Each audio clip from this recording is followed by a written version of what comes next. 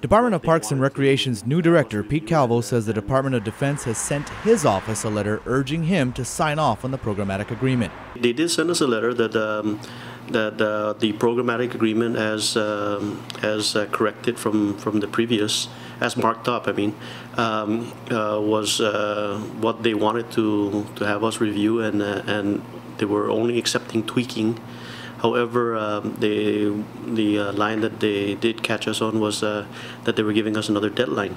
The deadline, according to Calvo, is January 14th. That's this Friday. But it's not the first deadline that the Department of Defense has tried to set on this agreement.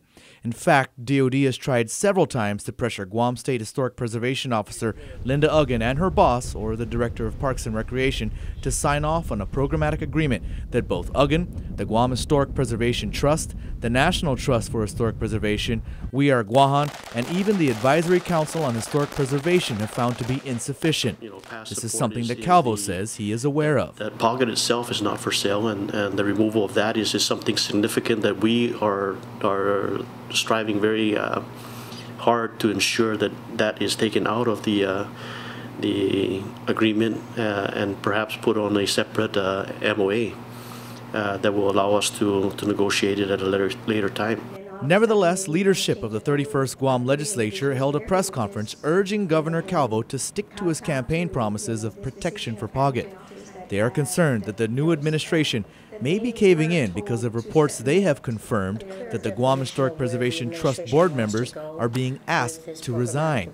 The Guam Historic Preservation Trust is one of the leading entities in a lawsuit against the programmatic agreement. He has basically said that this is the administration, the leadership in which the people can trust, and they're going to be transparent. I trust then that the governor will then do the right thing and continue to take the same position that he has taken while he was a senator, when he was a candidate, and now as the governor. The DPR director says he's adamant about protecting Paget, but he's also concerned that not signing off on the programmatic agreement will instead lead Guam to having less of a say in its historic properties. That statement that they made was they're ready to do it on their own.